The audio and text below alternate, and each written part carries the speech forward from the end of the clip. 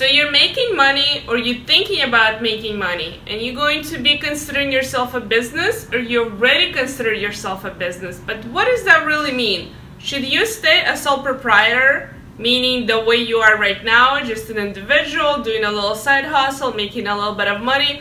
Or should you be opening a corporation? Should you get an LLC? What is the difference between three? What are the benefits? What are the pros and what are the cons of all three? And are there more options than just corporation, LLC, sole proprietor?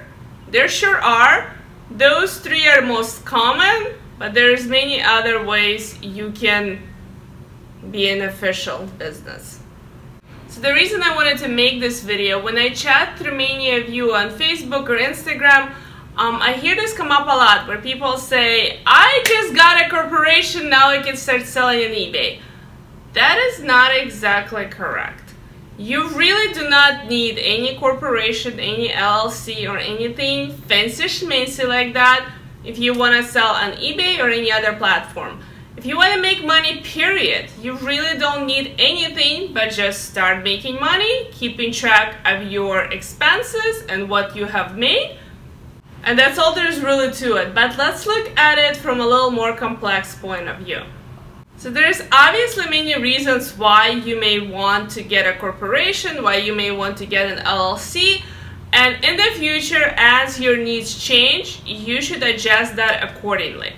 But for right now, if you're just getting some side hustle here and there, do you really need to run out and pay for a corporation? And then, even when you get a corporation, doing taxes for a corporation are not that easy. You yourself, unless you're a CPA, probably going to have a hard time. If you go get a CPA, they're not going to charge you a couple $100. Here where I live in Illinois, corporation taxes could cost you from $600 to $1,000. In addition to that, you have registration fees that you have to pay to the state every year, and all that upkeep and extra expense isn't really worth it. So let's take a look. Why should you get a corporation or LLC versus just staying a sole proprietor? Well, in most cases, you really should not. I was a sole proprietor for a very long time. I eventually did get a corporation, not an LLC. But my needs changed and I had to adjust accordingly. For the longest time, I was just a sole proprietor. I did not have a corporation. It is very easy to get a corporation. You fill out one form. Depending on the state, in my state you pay $175, and in about a week you got to pick a name and make sure nobody else uses it, but in about a week you get your paperwork and you're all set. There's really it's really not a complicated process. Now, corporation and LLC give you liability protection. And people get all excited about that, and they're like, oh, I'm no longer liable, I need to go around and get a corporation and get an LLC. Because in theory, if you have a corporation, you're not personally liable for corporation debts. But I said in theory.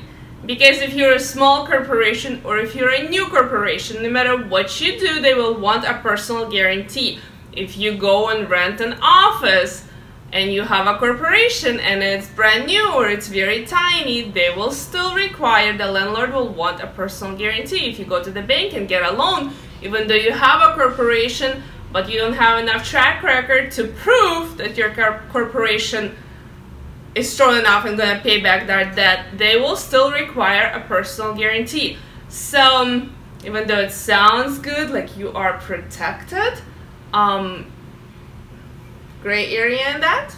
Also keep in mind that liability protection does not mean you're still protected if the problem was due to your own negligence or wrongdoing. You will still be liable for any damage caused by your personal negligence, even if you have a corporation or LLC. You also have to evaluate what liabilities are there really. So if you're a construction worker and you're climbing up the roof and you drop something and half of the roof cave in, or you're installing a pipe and it burst and flooded half of the house, or you know, you're an electrician, you connected the wires wrong and the house got caught on fire. All of that, obviously, somebody's gonna come to you and be like, hey, can you cover the damages? Although for that, you also have liability insurance, and you guys don't have to have a corporation or LLC to get a liability insurance. You just call your insurance agent and they will take care of that for you. So you don't and there it's not expensive either. I am required to have $5 million liability insurance on the warehouse, and we are paying, I want to say $1,200 a year. So it's really not that bad in the state of Illinois. The less liability insurance you get, obviously, the cheaper it's going to be. So it's not really, if you want that extra protection, that is available to you. It's not really that impossible to do. So you really have to evaluate how much liability do you have. If you get a paper cut and your finger gets infected and you need to sue someone, who are you going to sue? Yourself? That really does not, there's really no liability for you. So you're going to send somebody a pair of jeans and it's not going to fit them. What are they going to do? Sue you? The worst case scenario, ask for a refund without sending your item back. Best case scenario, you just took a return. With what we do, how much liability do we have? And remember, it's not something we can do ourselves. It's somebody else has to sue us for. So you kind of have to weigh if it's worth it.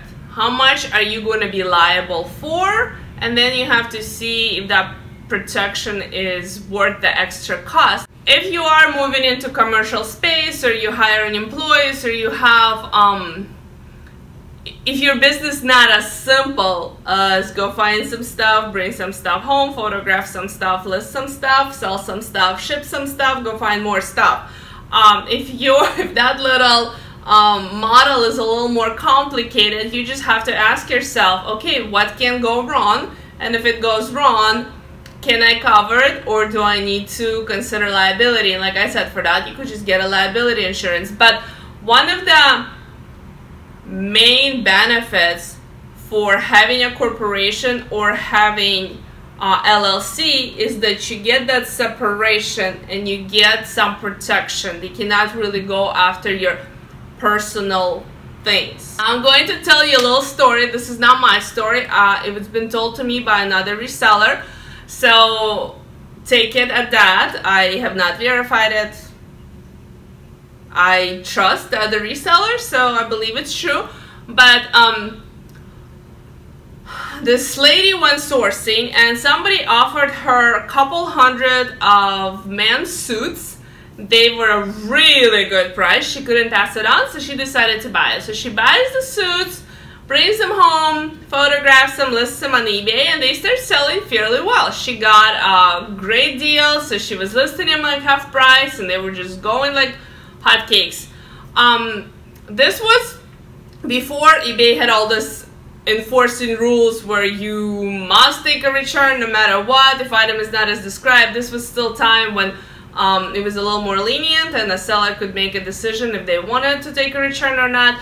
But she sells almost half of them. I don't know, she sold a lot of them. And then a couple months later, people are starting to ask for returns, and they're saying that the suits gave them rashes. Well, first person who emailed us, she said, that's not my problem. Second person, she's like, okay, this is all starting to get a little annoying.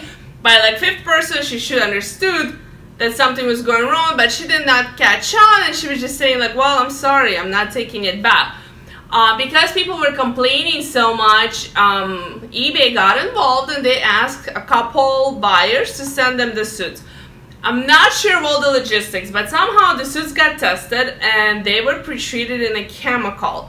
Now, I guess the backstory, and she had to do some research afterwards because eBay came to her, and obviously she had to take all the returns, and there was also some repercussion. I don't know exactly what they did to her account, but she did. I know that her whole nightmare, she had to end up pay medical bills, and that really put her into debt.